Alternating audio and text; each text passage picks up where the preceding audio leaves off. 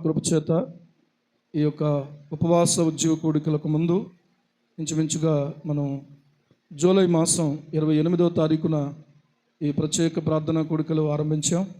అయితే ఈ రోజుకి 21 రోజు దేవునితో సహవాసాన్ని మనం ఈ రోజుల్లో బలపరుచుకోవాల్సినటువంటి అవసరం ఉంది.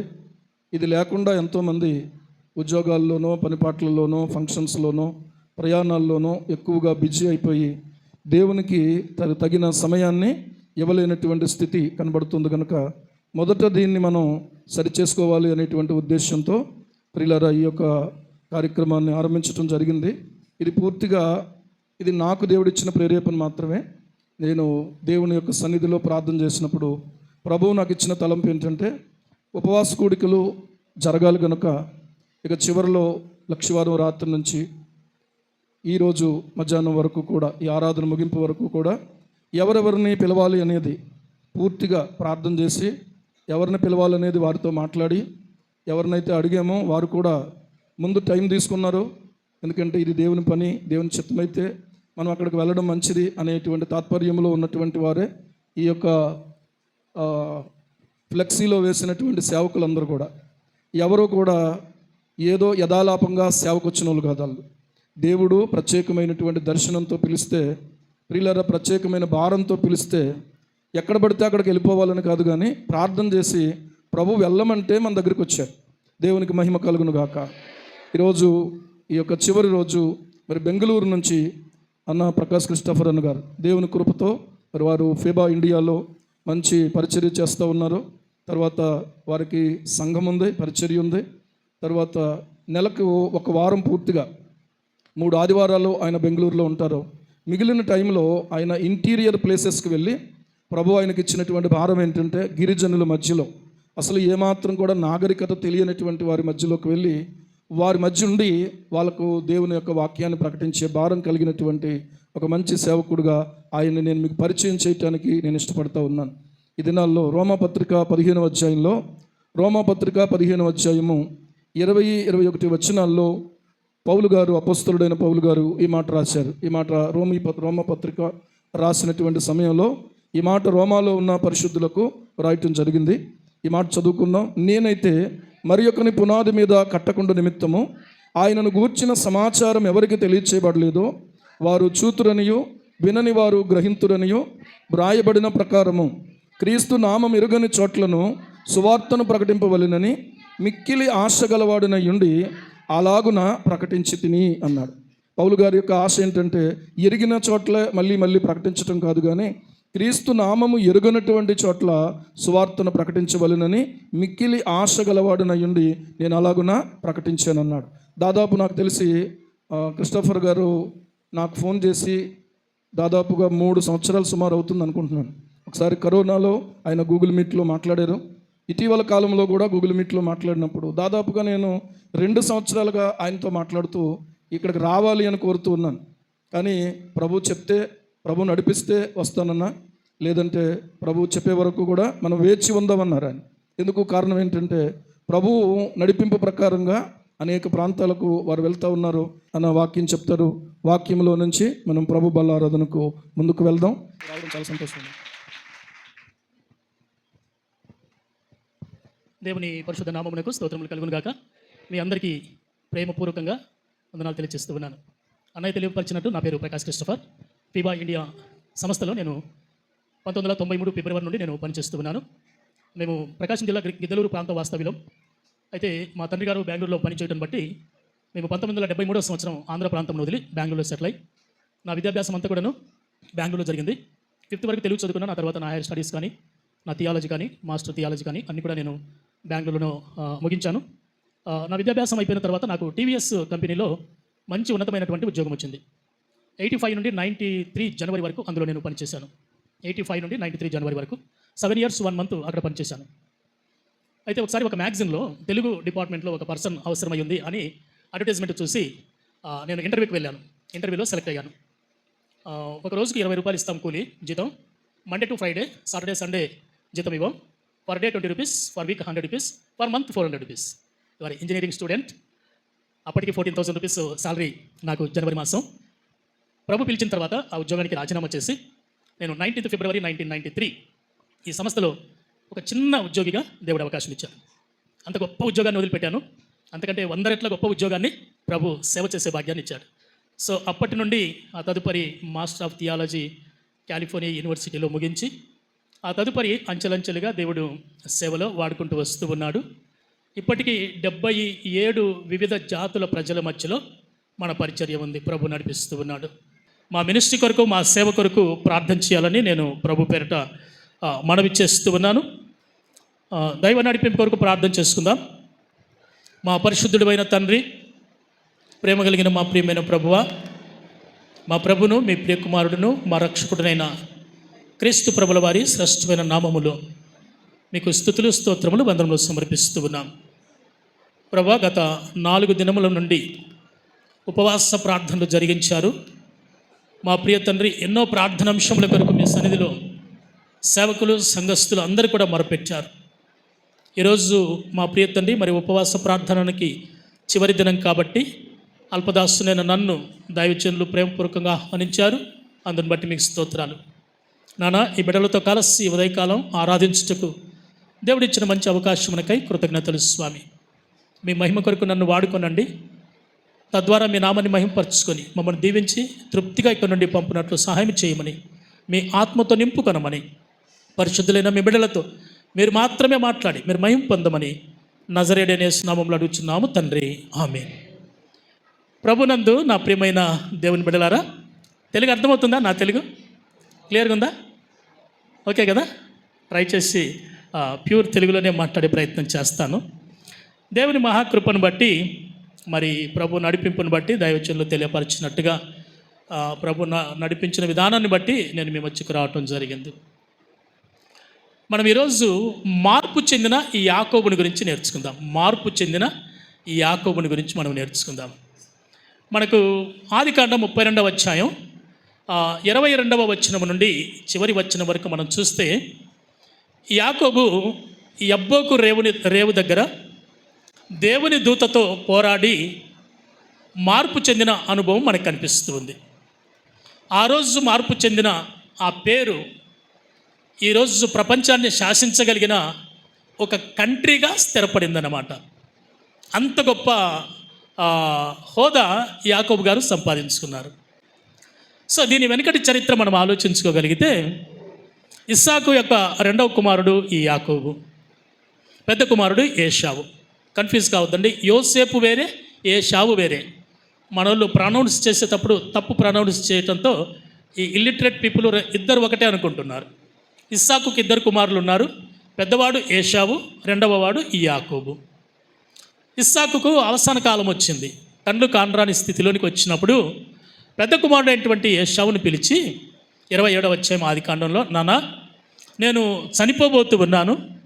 నేను చనిపోక మునుపు నిన్ను ఆశీర్వదించినట్లుగా నా కొరకు రుచి కలిగినటువంటి భోజనాన్ని సిద్ధం చేయమని చెప్పాడు. ఏశావు వేటాడుట యందు నేర్పరి, ఈ యాకోబు సాధువై గృహంలో ఉండేటటువంటి వాడు. కాబట్టి ఇస్సాకు కన్ను కానరాని ఇస్సాకు అవసాన కాలంలో, అంటే చివరి దశలో ఏశావుకు ఇలా చెప్పాడు. ఇలా చెప్తున్నటువంటి విషయాన్ని తన భార్య అయినటువంటి రిబ్కమ్మ ఆ మాట విని మరి 2వ కుమారుడు అయినటువంటి ఈ యాకోబుని పిలిచి, అరే చిన్నోడా, మీ నాన్న మీ అన్నయ్యతో ఇలా చెప్పటం నేను విన్నాను. కాబట్టి నీవు నా మాట విని నీవు 2 మేకపిల్లలను తీసుకొనిరా. నీ తండ్రికి ఇష్టమైనటువంటి విధానంగా నేను రుచి కలిగిన భోజనాన్ని తయారు చేస్తాను. ఆ భోజనాన్ని నీ తండ్రి దగ్గరికి తీసుకుని వెళ్ళి నీ అన్నను దీవిస్తానన్న ఆ దీవెనలో నీవు సంపాదించుకుందువు అని రిబ్కమ్మ ఈ యాకోబుకు చెప్పింది.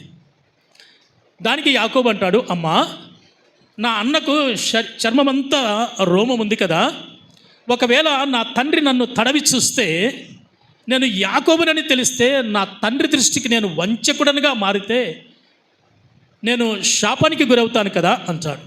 అప్పుడు వెంటనే రిబ్కమ్మ అనింది, నా కుమారుడా, ఆ శాపం ఏదో నా మీదకి వచ్చునుగాక, నేను చెప్పినట్టు నువ్వు వెళ్ళి 2 మేకపిల్లలను తీసుకొని రా అని చెప్పి పంపించింది.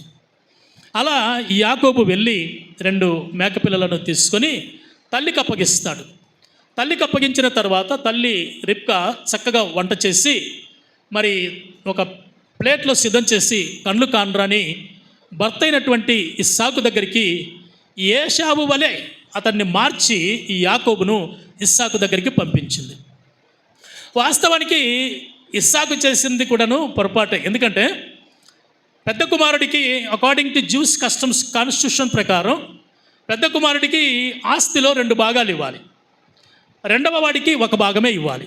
కానీ వీరికి ఉండేది 2 కుమారులు కాబట్టి ఇస్సాకు ఇద్దరిని పిలిచి ఇద్దరికి సమానంగా చెప్పిండాల్సి ఉంది. నాన్న, నా పరిస్థితి ఇది, కళ్ళు కనిపించట్లేదు, నేను ఏ రోజు ఏమైపోతానో తెలియదు కాబట్టి వారిద్దరికీ ఏదైనా ఒక్కొక్క పని అప్పగించి తండ్రిగా తృప్తి పొంది ఇద్దరిని దీవించవలసిన బాధ్యత తండ్రికి ఉంది. కానీ ఇస్సాకు అలా చేయకుండా యాకోబును పట్టించుకోలేదు, కానీ ఏశావుకు మాత్రమే ఆ పని చెప్పటం అకార్డింగ్ టు హిస్టరీ ప్రకారం అది ఇస్సాకు చేసిన పొరపాటు అని నేను అంటూ ఉన్నాను. ఇలా చెప్తూ ఉండగా రిబ్కమ్మ వినింది. కనీసం రిబ్కమ్మ అయినా భర్త దగ్గరికి వెళ్ళి, ఏంటండి మనకున్నది 2 కుమారులు కదా, మరి చిన్నోడిని కూడా పిలిచి నువ్వు చిన్నోడికి కూడా ఏదైనా పని అప్పగించి వాడిని కూడా దీవించవచ్చు కదా, ఎందుకు మీరు ఇలా చేస్తున్నారు అని రిబ్కమ్మ అయినా ఇస్సాకు దగ్గరికి వెళ్ళి చెప్పిండవలసింది. రిబ్కమ్మ మంచి ఫ్యామిలీ బ్యాక్గ్రౌండ్ నుంచి వచ్చిందనమాట. పద్దనరాము నుండి బెతుయేలు కుమార్తె లాబాను సహోదరి. ఇస్సాకుకు పరిణయమాడాలని అమ్మాయిని చూసే పనిని తన ఇంటి పెద్దదాసుడైనటువంటి ఎలియాజర్కి ఆ పని అప్పగించినప్పుడు ఎలియాజర్ పద్దనరాముకు వెళ్ళిపోయి లాబానుని సంప్రదించి, నా యజమానుని కుమారుడికి మరి మీ అమ్మాయిని ఇస్తారని సంబోధించినప్పుడు వెంటనే లాబాను ఒప్పుకొని రిబ్కమ్మని పిలిచి అడుగుతాడు, అమ్మా ఈ మనుషులంతా కూడా వెళ్ళుటకు నీవు ఇష్టపడుతున్నావు అంటే ఎస్ వెళ్ళదని అంటాడు. వెళ్ళదని అంటుంది రిబ్కమ్మ. అప్పుడు వెంటనే లాబాను, నువ్వు వేవేలకు తల్లి వగుదువుగాక అని రిబ్కమ్మను దీవించి లాబాను ఎలియాజర్తో ఇస్సాకు అబ్రహాము ఇంటికి రిబ్కమ్మను పంపించడం జరిగింది. అలా ఎలియాజర్తో ఒంటెద్దు బండి మీద వస్తున్నటువంటి రిబ్కమ్మకు అల్లంత దూరంలో ఇస్సాకు కనిపిస్తాడు. ఆయన పొలంలో ధ్యానం చేస్తూ ఉన్నాడు. రిబ్కమ్మ దూరం నుండి గమనించి మనల్ని ఎదుర్కొన్నట్టుకు వస్తూ ఉన్న అతడు ఎవరు అని ఎలియాజర్ని అడిగినప్పుడు ఎలియాజర్ చెప్పాడు, అతడే నా యజమానుని కుమారుడు, అంటే నిన్ను పరిణయం ఆడబోయేటటువంటి వాడు ఆయనే అని ఎప్పుడైతే ఎలియాజర్ రిబ్కమ్మకు చెప్పాడో వెంటనే రిబ్కమ్మ బండి మీద నుండి దిగి ముసుగు వేసుకొని భర్తగా కాబోతున్నటువంటి ఇస్సాకునకు విధేయత చూపించి అంత భక్తిని కనపరిచింది వివాహమునకు మునుపు. అలాగా వారి 40 సంవత్సరముల దాంపత్య జీవితానికి 2 కుమారులు పుట్టారు.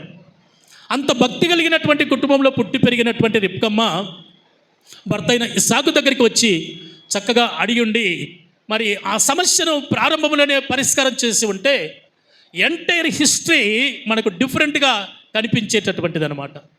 కానీ ఇస్సాకు చేసిన పొరపాటును రిబ్కమ్మ గమనించి ఆమె కూడా సరిచేసేదానికి ప్రయత్నం చేయకుండా చిన్నవాడైనటువంటి యాకోబునకు ఆ విధంగా పని అప్పగించి మరి కళ్ళు కానరాని భర్త దగ్గరికి పెద్ద కుమారుడైనటువంటి ఏశావు వలె యాకోబును పంపించడం జరిగింది.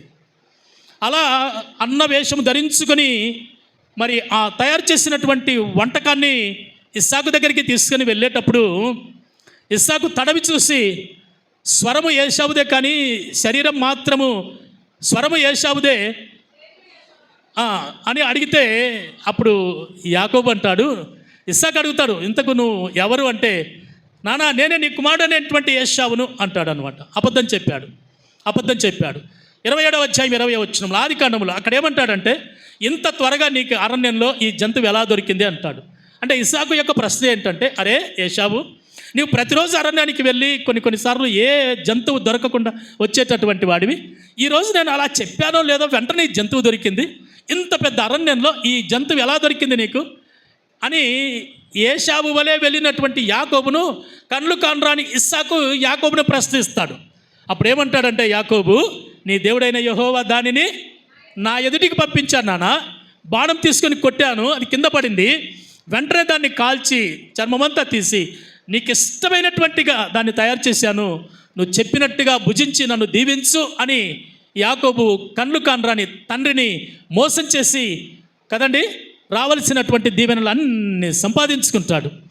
ఏశావు పాపం అరణ్యంలో తిరిగి ఏ జంతువు దొరకక అలసిపోయి తండ్రి దగ్గరికి వస్తాడు. వెంటనే తండ్రి ఇస్సాకు చెప్పాడు, నీ రూపములో నీ తమ్ముడు వచ్చి రావాల్సిన దీవెనలన్నీ సంపాదించుకొని పోయాడు చెప్పగానే ఏశావు గట్టిగా ఎలుగెత్తి ఏడ్చి, నా తండ్రి, నా కొరకు ఒక్క దీవెన అయినా నీ దగ్గర లేదా అని ఎంతో శోకముతో ఎంతో బాధతో ఒక్క దీవెన నా కొరకు ఉంచలేదా నాన్న అని తన తండ్రిని కౌగిలించుకొని గట్టిగా ఏడుస్తాడు.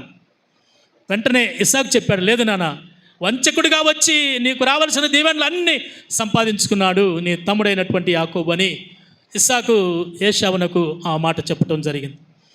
అప్పుడు రిబ్కమ్మ ఇస్సాకులకు ఇద్దరికి అర్థమైపోయింది, ఏశావు ఇతని మీద పగబడతాడని అర్థమైపోయి అప్పుడు ఇస్సాకు రిబ్కమ్మ ఇద్దరు మాట్లాడుకొని యాకోబును పద్దనరాముకు పంపిస్తారు. పద్దనరాముకు వెళ్ళిపోయి అక్కడ 20 సంవత్సరములు బానిసగా బ్రతికి 20 సంవత్సరముల తదనంతరము కదండి లాబాను కుమార్తెలను వివాహం చేసుకున్నాడు. 2 దాసీలు 40 మంది అయ్యారు. సంతతి గొడ్లు గోద బహుగా విస్తరించింది. 20 సంవత్సరముల తరువాత తండ్రిని చూడాలా, తల్లిని చూడాలా, అన్నను చూడాలన్న ఆలోచన యాకోబులో ఎక్కడో కనిపించింది. అప్పుడు వెంటనే తన యొక్క పరివారముతో తన భార్యలను దాసీలను తనకున్న యావదాస్తిని తీసుకొని అతడు పద్దనరాము నుండి బయలుదేరి యెరూషలేమునకు వస్తూ ఉంటాడు. ఇది ఈ యొక్క 32వ అధ్యాయానికి ఉన్నటువంటి బ్యాక్గ్రౌండ్ హిస్టరీ. అలా 32వ అధ్యాయంలోనికి ఇప్పుడు మనం వస్తే 32వ అధ్యాయం 22వ వచనం. ఆ రాత్రి అతడు లేచి తన 2 భార్యలను తన 2 దాసీలను తన 11 మంది పిల్లలను తీసుకుని యబ్బోకు రేవు దాటిపోయాను. 23వ వచనం. యాకోబు వారిని తీసుకొని ఆ ఏరు దాటించి తనకు కలిగినదంతయు పంపివేశాను. కదండి, దగ్గరికి వచ్చాడు. అన్న మహానయముతో 400 మంది సైన్యంతో వస్తున్నాడు అన్న విషయము యాకోబుకి తెలిసిపోయింది. తెలిసిపోయిన వెంటనే ఆ యబ్బోకు రేవును దాటి వీరందరినీ పంపించేశాడు. భార్యలను, దాస్యులను, గేదెలను అన్నిటిని పంపించేసి ఆ రాత్రి ఒంటరిగా ఆ యబ్బోకు రేవు దగ్గర యాకోబు మిగిలిపోయాడు. వ్రాయబడినటువంటి మాట ఏంటంటే అతడు కలిగినదంతయు పంపివేశాడు, సమస్తమును విడిచిపెట్టాడు. ఈ 20 సంవత్సరముల వ్యవధిలో మేనమామైనటువంటి లాబాను 10 పర్యాయములు మోసం చేశాడు. అన్నను తండ్రిని మోసం చేసి అక్కడికి వెళ్ళిపోయాడు. అక్కడ జీతం విషయంలో లాబాను 10 పర్యాయములు మోసం చేశాడు కదండి. మోసం చేస్తే మోసగించబడ్డాడు. చెడపకురా చెడదవు కదండి. 10 పర్యాయములు మోసగించబడ్డాడు. మోసగించబడిన ఆస్తి సంపాదించుకొని తిరిగి వచ్చేటప్పుడు తన గత జీవితం అంతా గుర్తొచ్చేసింది. కళ్ళు కనపడిన నా తండ్రికి కళ్ళు కనిపిస్తున్న అన్నకు కళ్ళు కనిపిస్తున్నటువంటి తల్లికి మోసం చేసి వారి ప్రేమను కోల్పోయి ఈ 20 సంవత్సరముల వ్యవధిలో ఇంత ఆస్తిపాస్తి సంపాదించుకున్నా కూడాను యాకోబునకు ఎక్కడో కాస్త ఎలితి కనిపిస్తూ ఉంది. ఇప్పుడు ఆలోచించాడు, నా అన్న 400 మంది సమూహంతో వచ్చి నా మీద పడక మునుపు నేను మార్పు చెందాలి అని తీర్మానం తీసుకొని మొత్తం విడిచిపెట్టాడు. సమస్తమును విడిచిపెట్టి ఒంటరిగా ఆ రాత్రి యబ్బోకు రేవు దగ్గర నిస్సహాయ స్థితిలో దేవుని దూతతో పోరాడడానికి ఆ రాత్రి యాకోబు తీర్మానం తీసుకున్నాడు. యబ్బోకు అంటే లోతైనటువంటిది, కొలువలేనటువంటిది, హద్దులు లేనటువంటిది. అకార్డింగ్ టు హిస్టరీ ప్రకారం ఈ 3 అర్థాలు మనకు కనిపిస్తాయి. అటువంటి ప్రాంతంలో యాకోబు ఆ రాత్రి మార్పు చెందేదానికి తీర్మానం తీసుకున్నాడు. మార్పు చెందక మునుపు యాకోబు చేసిన పని ఏంటంటే తనకు కలిగిన సమస్తమును పంపివేశాడు కదా. నా ప్రియమైనటువంటి దేవుని బిడ్డలారా, దేవునితో మనం ఎన్కౌంటర్లో విజయం సాధించాలంటే మనలో ఉన్న ప్రతి ఏలోక సంబంధమైన దాన్ని అంతటిని విడిచిపెట్టాలి. శరీరం చెప్పినట్టు, పాపం చెప్పినట్టు, లోకం చెప్పినట్టు నడుచుకుంటున్నటువంటి జీవించిన జీవిత విధానం అంతటిని కూడాను విడిచిపెట్టి నిస్సహాయ స్థితిలో దేవుని వైపు చూస్తూ కదండి సమయం గడపగలిగితే అత్యధికమైనటువంటి విజయాన్ని మనము సంపాదించుకోగలుగుతాం. అలా కాకుండా 2 పడవల మీద సవారీ చేసినట్టుగా కదండి లోకానుసారమైన ఆలోచనలు మనసులో ఉంచుకొని ఎన్ని రోజులు ఉపవాసంతో ప్రార్థన చేసినా దానివల్ల సమాధానం మాత్రం ఏమీ ఉండదు. సమస్తమును విడిచిపెట్టాలి. యాకోబు తీర్మానం తీసుకున్నాడు. ఈ 20 సంవత్సరముల వ్యవధిలో కదండి లాబాను మా బావగారు నాకు ఇచ్చిన ఆస్తిపాస్తులు బాగా ఉన్నాయి, కానీ నా తండ్రికి నా అన్నకు మోసం చేశాను కదా అని తనలో ఆ మోసపు ఆ పంచి అతన్ని కుచ్చుతూ ఉంది. కాబట్టి సమస్తమును విడిచిపెట్టాడు. నా ప్రియమైన దేవుని బిడ్డలారా, మన జీవితాలలో అద్భుతాలు నీవు నేను చూడాలంటే ఈ లోక సంబంధమైంది మనలో ఏదైనా దాచిపడి ఉంటే సమస్తమును విడిచిపెట్టి దేవుని దగ్గరికి రావాలి కదా. సమస్తమును విడిచిపెట్టి దేవుని దగ్గరికి వస్తే నిస్సహాయ స్థితిలో దేవుని వైపు చూడగలిగితే అద్భుతమైనటువంటి పరిణామాన్ని, అద్భుతమైనటువంటి ఆశీర్వాదాన్ని మనము పొందుకోగలుగుతాం. నా ప్రియమైన బిలా మినిస్ట్రీ సంఘ సభ్యులారా, మనం ఎలా దేవునితో మన సమయాన్ని గడుపుతూ ఉన్నాం? ఈ లోక సంబంధమైన ఆలోచనలు కలిగి స్వార్థం, ద్వేషం, ఈర్ష్య, పగ ఇటువంటివన్నీ పెట్టుకొని ఎంతసేపు ప్రార్థించినా, ఎన్ని పాటలు పాడినా, నాలాగా గొంతు చించుకొని ఎంత వాక్యం చెప్పినా దానివల్ల ఏమీ ప్రయోజనం ఉండదు. సమస్తమును విడిచిపెట్టాలి. ఈ లోక సంబంధమైన సమస్తమును విడిచిపెట్టి, ప్రభువా నీవే దిక్కు, నీవే ఆధారం, నీ వైపు చూస్తున్నాను, నీవే నాకు ఆధారమని దేవునిపైన ఆధారపడితే దేవుడు తప్పకుండా తగిన సమయంలో అద్భుతమైనటువంటి కార్యాలను మన జీవితంలో చేయగలుగుతాడు. మార్కు రాసిన సువార్త 10వ అధ్యాయం 28వ వచనం, లూకా రాసిన సువార్త 5వ అధ్యాయం 11 మరి 28వ వచనంలో అక్కడ పేతురు గారు అంటారు, ప్రభువా మేము సమస్తమును విడిచిపెట్టి నిన్ను వెంబడించితేమంటాడు. అంతవరకు అనేక భాషలు మాట్లాడేటటువంటి వారి దగ్గర వ్యాపార నిమిత్తమై పేతురు గారు మహా అభివృద్ధి చెందాడు. ప్రభు పిలిచినప్పుడు తన తండ్రిని, తన ఇంటి వారిని, దోణెను, పడవను, వలలను అన్నింటిని విడిచిపెట్టి, సమస్తమును విడిచిపెట్టి ప్రభువును వెంబడించాడు. 3.5 సంవత్సరముల వ్యవధిలో, అతి తక్కువ సమయంలో కదండి, సెయింట్ పీటర్గా పేరు ప్రఖ్యాతులు సంపాదించుకొని ప్రపంచంలో ఎక్కడికి వెళ్ళినా, ఒక హాస్పిటల్ కానీ, ఒక స్కూల్ కానీ, మందిరాలు ఎక్కడో ఒక చోట సెయింట్ పీటర్స్ పేరు మీద ప్రపంచమంతా ఎక్కడో ఉంటాయి. జస్ట్ ఫర్ 3.5 years ఆ ప్రభుతో సమస్తమును విడిచిపెట్టి నడిచాడు. ప్రభు అంటాడు, మిమ్మలను మనుషులను పట్టు జాలర్లనుగా మారుస్తాను అన్నాడు. ఒకవేళ పేతురులో ఉన్నటువంటి ఆ పాత ఆలోచనలు, ఆ స్వభావం ఉండి ఉంటే మనుషులను పట్టు జాలర్లనుగా దేవుడు మార్చుండేవాడు కాడేమో కదా. సమస్తమును విడిచిపెట్టి ప్రభువును వెంబడించాడు కాబట్టి మనుషులను పట్టు జాలరులనుగా దేవుడు చేసినట్టు మనకు అర్థమవుతూ ఉంటుంది. మొదటి రాజుల గ్రంథం 18వ అధ్యాయం 21వ వచనంలో ఏలియా జనులందరిని దగ్గరికి వచ్చి, ఎన్నాళ్ళ మట్టుకు మీరు 2 తలంపుల మధ్య తడబడుచుందురు? యెహోవా దేవుడైతే ఆయనను అనుసరించుడి, లేక బయలు దేవుడైతే వాడిని అనుసరించుడి. కదండి, ఈ రెంటి మధ్యలో చాలామంది సతమతమైపోతూ ఉంటాం. ఎన్నిసార్లు ప్రార్థన చేసినా ప్రార్థనకి జవాబు ఉండదు. మరలా వీరేదో పెద్ద భక్తిపరులాగా లోకాన్ని కంప్లీట్గా పరిత్యజించుకొని వచ్చి భక్తిపరులాగా ఉంటూ సరైనటువంటి సమాధానం లేక మరలా సేవకుల దగ్గరికి వచ్చి కంప్లైంట్ చేస్తూ ఉంటాం కదండి. విడవలసిన దాన్ని విడిచిపెట్టాం కదండి. లేనటువంటి దాన్ని కల్పించుకొని దేవుని సన్నిధికి వచ్చి ప్రార్థన చేస్తూ ఉంటే అటువంటి వారి ప్రార్థన ప్రభు ఆలకిస్తాడా? ఎప్పుడు ఆలకించరు నా ప్రియమైన దేవుని బిడ్డలారా. నిస్సహాయ స్థితిలో సమస్తమును విడిచిపెట్టి, అందుకే ఏలియా అంటాడు, బయలుదేవత అయితే వాడిని అనుసరించండి, లేదు యెహోవా దేవుడైతే యెహోవా దేవుని అనుసరించండి. మీరు అనుసరించిన ఒకటే, అనుసరించకపోయినా ఒకటే, నేను నా ఇంటి వారు మాత్రం యెహోవాను సేవిస్తాం. తిరుగులేదు, ఇక మీ ఇష్టం కదా. ఏదో చిన్న వాటిని మనసులో పెట్టుకొని కొంతమంది మందిరానికే మానుకుంటారు. నువ్వు రాకుంటే మందిరానికి నువ్వు ఇచ్చే 500 రూపాయలు కానుక ఒక సేవకుడే ఆశపడతాడా? నువ్వు ఇచ్చే 1000 రూపాయల కొరకు నీ కొరకు నీ వెనకల మడుగులు వస్తే అవకాశం ఉంటుందా? ఏమీ లేదు. నీకు ఆశీర్వాదం కావాలా, కుటుంబం దీవించబడాలా, పరలోక సంబంధమైన వారసత్వాన్ని సంపాదించుకోవాలంటే, నీ బ్రతుకుదెరువు మార్చుకోవాలంటే, నీ కుటుంబ వ్యవస్థ పటిష్టంగా క్రీస్తులో ఎదగాలంటే సమస్తమును విడిచిపెట్టి దేవుని దగ్గరికి వస్తే దేవుడు ఎలా మార్చాలో, ఎప్పుడు మార్చాలో, ఎలా నిన్ను అభివృద్ధి చేయాలో, నీ పట్ల దేవుడు కలిగిన ప్రణాళికను తగిన సమయమందు తప్పకుండా దాన్ని నెరవేర్చేటటువంటి దేవుడు ఉన్నాడు కదండి. అలా కాకుండా లోకంలో ఉన్నది అంతటిని మనసులో పెట్టుకొని కదండి చక్కగా నిలబడి 2 గంటలు ప్రార్థన చేస్తూ ఉంటారు కదా. ఒకవేళ మనుషుల దృష్టికి నువ్వు చక్కగా నిలబడి మంచి మాటలు సంబోధిస్తూ అద్భుతంగా నువ్వు ప్రార్థన చేసి ఉండవచ్చు, కానీ లోకాన్ని విడిచిపెట్టావా? శరీరం చెప్పినట్టు నడుచుకుంటున్నావా? కదండి, లోకం చెప్పినట్టు, పాపం చెప్పినట్టు, శరీరం చెప్పినట్టు నడుచుకుంటూ ఎంత చక్కగా ఎంత గొప్ప మాటలను వర్ణించి ప్రార్థన చేసినా తాత్కాలికమైనటువంటి తృప్తినిస్తుందేమో, కానీ దాని వలన మాత్రం నీకు నిత్యం ఉండే ఆశీర్వాదం ఎప్పుడూ రాదు.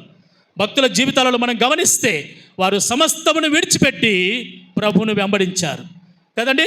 అందుకే సామెతల గ్రంథంలో ఆయన అంటాడు 28:13 అంటాడు, అతిక్రమమును దాచిపెట్టువాడు వర్ధిల్లడు, వాటిని ఒప్పుకొని విడిచిపెట్టువాడు కనికరించబడును కదండి. ఈ మధ్యాహ్నం మనమందరము కనికరించబడిన దేవుని పిల్లలుగా ఇక్కడ నుండి మనం వెళ్ళిపోవాలంటే సమస్తమును దేవునికి అయిష్టకరమైంది నీలో ఏదుందో నాలో ఏదుందో మన వ్యక్తిగతంగా తెలుసు కాబట్టి దాన్ని దేవుని సన్నిధిలో ఒప్పుకునే ప్రయత్నం చేద్దాం. ఒప్పుకుంటే కనికరించబడతాం, దాచుకుంటే నష్టపోతాం.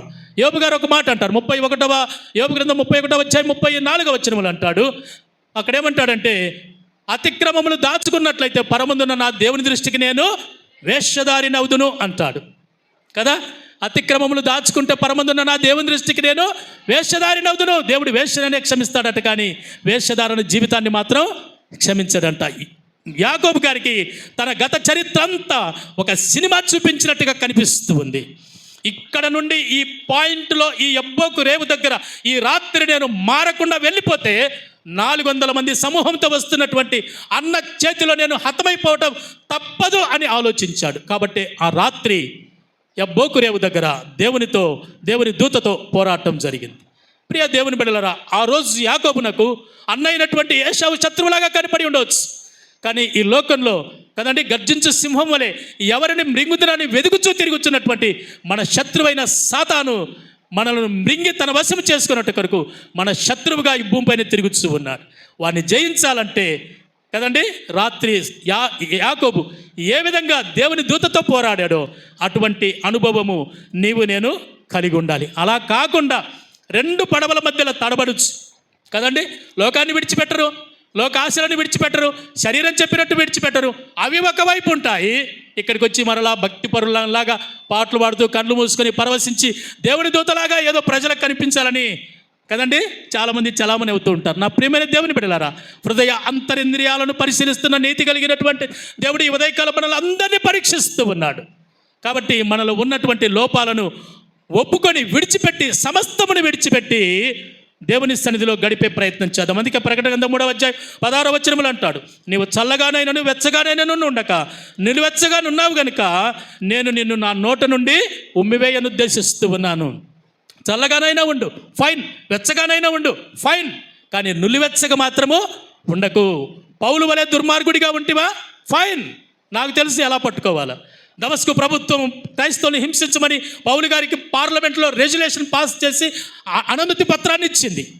ఆ పత్రాన్ని తీసుకుని దమస్కులో ఉండే క్రైస్తవులను హింసించాలని వెళుతూ ఉంటే ఆ మధ్యాహ్నం ప్రభు యొక్క స్వరము విని మార్పు చెందటం జరిగింది. ఉంటే అలాగైనా ఉండు, నీవు అవసరం అనుకుంటే దేవుడు మార్చుకుంటాడు. లేకుంటే ఇలాగైనా ఉండు, దేవుడు నిన్ను దీవిస్తూ ఉంటాడు. నటన జీవితం, నులివెచ్చని జీవితం మాత్రము ఉంటే దేవుడు చెప్తున్నాడు, నేను నా నోట నుండి నిన్ను ఉమ్మివేయను ఉద్దేశిస్తున్నాను అంటాడు. ఎంత అసహ్యమైన మాట ఇక్కడ గ్రంథకర్త పలుకుతూ ఉన్నాడో ఆలోచించండి. కాబట్టి నా ప్రియమైనటువంటి దేవుని బిడ్డలారా, మన జీవితాలలో వచ్చేటటువంటి సవాళ్లను మనము ఎదుర్కోవాలంటే ఈ లోక సంబంధమైనటువంటిది మనలో ఏదైనా ఉంటే దానిని విడిచిపెట్టి మనము ఒంటరిగా దేవునితో లేక దేవుని దూతతో పోరాడేటటువంటి అనుభవము కలిగి ఉండాలి. చూడండి 24వ వచనం. యాకోబు ఒక్కడే మిగిలిపోయాను, ఒక నరుడు తెల్లవారు వరకు అతనితో పెనుగులాడను. తాను గెలవకుండుట చూచి తొడ గూటి మీద అతన్ని కొట్టాను. అప్పుడు అతడు ఆయనతో పెనుగులాడుట వలన యాకోబు తొడగూడు వసలను. 26వ వచనం. ఆయన తెల్లవారుచున్నది గనుక నన్ను పోనిమ్మని అడగగా నీవు నన్ను ఆశీర్వాదించితేనే కానీ నేను నిన్ను పోనివ్వను అన్నాడు. ఇంతకు ఎవరితో పోరాడాడు? ఈ యొక్క భాగాన్ని చాలామంది సేవకులు రాంగ్ ఇంటర్ప్రిటేషన్ చేస్తూ ఉంటారు. దేవుడితో పోరాడడం గ్రంథంలో వ్రాయబడిందే, కానీ ఈ దేవుని దూత యొక్క ప్రభావాన్ని గురించి మనకు హిస్టారికల్గా మనం ఆలోచన చేస్తే చాలా పెద్ద లోతైన మర్మం ఉంది. వాస్తవానికి యాకోబు పోరాడింది దేవుని దూతతో. హోషేయ గ్రంథం 12వ అధ్యాయం 4వ వచనం. హోషేయ గ్రంథం 12వ అధ్యాయం 4వ వచనం. అతడు దూతతో పోరాడాను, దేవుని దూతతో పోరాడినాడు, దేవునితో కాదు. అకార్డింగ్ టు మన టెక్స్ట్ ప్రకారం అక్కడ దేవునితో పోరాడిననుంది, కానీ ఒరిజినల్గా యాకోబు పోరాడింది దేవుని దూతతో. దేవునితో ఎవరు పోరాడలేరండి. దేవుని చూస్తే భస్మం అయిపోతారు, హైలీ ఇంపాసిబుల్. దేవుడు ఆత్మ కనుక తన దూతలను ఆ సందర్భాన్ని బట్టి పంపించడం జరుగుతుంటుంది. తర్వాత వారు ఆత్మలైపోతారు, అంతే. డెఫినేషన్ అంతే ఒరిజినల్గా. ఉదాహరణకి మనం చాలా సందర్భాలలో దేవుని దూత దర్శించడం చూస్తాం. మరియమ్మ గర్భం ధరించినప్పుడు దేవుని దూత దర్శించాడు, మానవుడిగా దర్శించాడు, తర్వాత డిజపియర్ అయిపోయాడు. సో ఆ విధంగా ఆ రాత్రి మరి యాకోబు దేవుని దూతతో పోరాడినటువంటి వాడుగా మనకు కనిపిస్తూ ఉన్నాడు. తెల్లవారుచున్నది కదా, నన్ను విడిచిపెట్టమని అడిగితే అక్కడ ఆయన అంటాడు, నీవు నన్ను ఆశీర్వాదించేంత వరకు నేను నిన్ను విడువను అంటాడు. ఆ రాత్రి అంతా పెనుగులాడాడు దేవుని దూతతో, తన గత జీవితాన్ని అంతటినీ ఒప్పుకున్నాడు కదా. చూడండి 27వ వచనంలో ఆయన నీ పేరేమని అడిగాడు. ఇంతకు దేవుని దూతకు యాకోబు పేరు తెలుసా తెలియదా? తెలుసు. యాకోబు అంటే అర్థము మోసగాడు అని అర్థం. 20 సంవత్సరములు పద్దనరాములో అందమైన 2 అమ్మాయిలను పెళ్లి చేసుకున్నాడు. 2 దాసీలు ఉన్నారు, 4 అమ్మాయిలు ఉన్నారు. ఇతడు తండ్రికి అన్నకు మోసం చేసిన ఆ పాత జీవితము ఇతనిలో ఉందో, పద్దనరాముకు వెళ్ళిపోయిన తర్వాత మామైనటువంటి బావైనటువంటి లాబానుతో మోసం చేయబడిన తర్వాత ఏమైనా బుద్ధి వచ్చి ఇతడు మార్పు చెందాడేమో గమనిద్దామని, ఇంతకు ఏం పేరు చెప్తాడో మార్చి చెప్తాడేమో అని ఆలోచించాడు దేవుని దూత. అందుకే అడుగుతాడు, నీ పేరేమని అడగగా కదండి, నీ పేరేమని అడిగితే దయచేసి నాకు తెలుపుమంటాడు. అప్పుడు యాకోబు తన పేరును ఒప్పుకున్నాడు కదా. ఏమంటాడు 27వ వచనం, ఆయన నీ పేరేమని అడగగా అతడు యాకోబు అని చెప్పాను, యాకోబు అని చెప్పాను. అంతకు మునుపు కళ్ళు కాండ్రాని నాన్న అడిగాడు కదా, ఇస్సాకు అడిగాడు, నువ్వు ఎవరు అంటే నీ కుమారుడైన ఏశావును నేనే అన్నాడు కదండి. జన్మనిచ్చిన తండ్రి దగ్గర అబద్ధం చెప్పాడు. ఆ తండ్రికి ఈయనకు జన్మనిచ్చిన దేవాది దేవుడి దగ్గర మాత్రం వాస్తవాన్ని ఒప్పుకున్నాడు. హల్లెలూయా, గ్లోరీ టు గాడ్. తండ్రి దగ్గర మాత్రం అబద్ధం చెప్పాడు, సృష్టికర్త అయినటువంటి దేవుని దగ్గర మాత్రం కదండి, తండ్రి దగ్గర అబద్ధం చెప్పాడు, సృష్టికర్త అయినటువంటి దేవుని దగ్గర నిజాయితీని ఒప్పుకున్నాడు కదా. మనము ప్రజలను మెప్పించేదానికి కదా చాలాసార్లు ట్విస్ట్ చేసి మాట్లాడుతూ ఉంటాం. దేవుని దగ్గరికి వచ్చినప్పుడు అటువంటి ట్విస్టులు ఏమీ పనికిరావండి. వాస్తవాన్ని ఒప్పుకోవలసిందే కదా. ఏమైనా మార్పు చెప్పి ఉంటే ప్రపంచాన్ని శాసించగలిగినటువంటి ఇశ్రాయేలు దేశం ప్రపంచ పటంలో ఉండేదే కాదు కదా. దేవుని దూతకు బాగా తెలుసు యాకోబులో ఇంకా ఆ పాత స్వభావం ఉందేమో, ఆ మోసపు స్వభావం ఉందేమో. కాబట్టి ఒకసారి ఇతని పేరు అడుగుదామని అతని పేరు అడిగితే యాకోబు అంటే మోసగాడు అని అర్థమిచ్చే యాకోబు అని దేవుని దూత దగ్గర అతడు నిజాయితీగా తన పేరును ఒప్పుకున్నాడు కదండి. ఇదండి ప్రభు మన నుండి ఎదురు చూసేది. మనం నిజాయితీగా దేవుని సన్నిధిలో ఒప్పుకోవటం అనేటటువంటిది మనందరి నుండి ఈ ఉదయకాలం మన ప్రభు ఎదురు చూస్తూ ఉన్నాడు. ఎప్పుడైతే తన యొక్క నిజమైనటువంటి పేరును అతడు చెప్పాడో, కింది వచనంలో చూస్తే 28వ వచనంలో, అప్పుడు ఆయన నీవు దేవునితోనూ మనుష్యులతోనూ పోరాడి గెలిచితివి గనక ఇక మీదట నీ పేరు ఇశ్రాయేలే కానీ యాకోబు అనబడదు అని చెప్పాడు అనమాట. ఎప్పుడైతే వాస్తవికతను ఒప్పుకున్నాడో, నిజాయితీని ఒప్పుకున్నాడో కదండి, మోసగాడు అని అర్థమిచ్చే పేరుని ఎప్పుడైతే దేవుని దగ్గర ఒప్పుకున్నాడో, సామెతలు 28:13 చెప్పినట్టు ఒప్పుకుంటే కనికరించబడతాం. యాకోబు ఒప్పుకున్నాడు కాబట్టి కనికరించబడ్డాడు కాబట్టి ఇక మీదట నీ పేరు యాకోబు అనబడదు, ఇక మీదట నీ పేరు ఇశ్రాయేలు అనబడును. ఆ ఇశ్రాయేలు దేశము 193 దేశాలను ఈరోజు గడగడలాడించే కదండి అంత పెద్ద చరిత్ర సృష్టించినటువంటి దేశంగా పరిగణించబడింది. బికాస్ ఆఫ్ ఆ రాత్రి యబ్బోకు రేవు దగ్గర దేవుని దూతతో యాకోబు పోరాడి గెలుచుట ద్వారా కదండి ఈనాడు ప్రపంచాన్ని శాసించగలిగిన ఒక పేరును అతడు సంపాదించుకున్నాడు. ఆ పేరుల నుండే వచ్చిందే ఈనాడు ఇశ్రాయేలుల యొక్క దేశము. నా ప్రియమైన దేవుని బిడ్డలారా కదండి, సొంత జన్మనిచ్చిన తండ్రి దగ్గర అబద్ధం చెప్పి చలామణి అయ్యాడు, ఆశీర్వాదాలు సంపాదించుకున్నాడు. కానీ సృష్టికర్త అయినటువంటి దేవుని దగ్గర మాత్రం నిజాయితీని, వాస్తవాన్ని ఒప్పుకున్నాడు. ఒక ఉదాహరణ చెప్తాను. దావీదు గారు బత్షెబా విషయంలో తప్పు చేశాడు. సమూయేలు 2వ గ్రంథం 11వ అధ్యాయం కదండి. చెయ్యకూడని తప్పు చేశాడు, 2 తప్పులు చేశాడు. నీ పొరుగువానిని దేనిని ఆశించకూడదు, 10 ఆజ్ఞలలో ఉండేటటువంటి ప్రప్రదమైనటువంటి ఆజ్ఞను హద్దు మీరాడు దావీదు గారు కదండి. నరహత్య చేయకూడదు, ఆమె భర్తను యుద్ధంలో ముందుంచి చంపాడు. 2 ప్రధానమైనటువంటి 10 ఆజ్ఞలలో ఉండే ప్రధానమైనటువంటి ఆజ్ఞలను దావీదు గారు హద్దు మీరాడు. వెంటనే దేవుడు ప్రవక్త అయినటువంటి నాతానును దావీదు దగ్గరికి పంపించాడు. సమూయేలు 2వ గ్రంథం 12వ అధ్యాయం. ప్రవక్త అయినటువంటి నాతాను దావీదు దగ్గరికి వచ్చి ఒక చిన్న కథ చెప్తాడు. దావీదా రానానా, ఒక చిన్న కథ చెప్తాను. అప్పటికి రాజు అయ్యాడండి. ఒక చిన్న కథ చెప్తాను. రాజైనా ప్రవక్త దగ్గర లోకువే. అందుకే ప్రభు అంటాడు, నా ప్రవక్తలకు హాని కలిగించకూడదని రాజులని గద్దించి తినంటాడు. సేవకుని తర్వాతనే ప్రపంచంలో ఎవడున్నా, సేవకుని తర్వాతనే ఎంత అధికారి అయినా సేవకుడు దేవుని చేత అభిషేకించబడినటువంటి వాడు. అందుకే ప్రభు సేవకుని ఏమంటాడంటే, నా ప్రవక్తలకు హాని కలిగించకూడదని నేను రాజులను గద్దించి తిని అంటాడు. రాజు, మహారాజు, ఆయన పేరు మీద పట్టణం ఉంది కదండి. మహారాజు అని పేరు సంపాదించుకున్నాడు. 40 సంవత్సరముల 6 మాసములు దాడు మొదలుకొని బెర్షెబా వరకు 64,000 చదరపు కిలోమీటర్ల విస్తీర్ణం కలిగిన సామ్రాజ్యమును ఏకచక్రాధిపతిగా పరిపాలించి మహారాజుగా పేరు సంపాదించుకున్న దావీదే ప్రవక్త అయినటువంటి నాతాను పిలిస్తే వచ్చి కూర్చున్నాడు. సేవకుడు అంటే అంత గొప్పవాడు. తక్కువ అంచనా వేయొద్దండి సేవకుని కదా.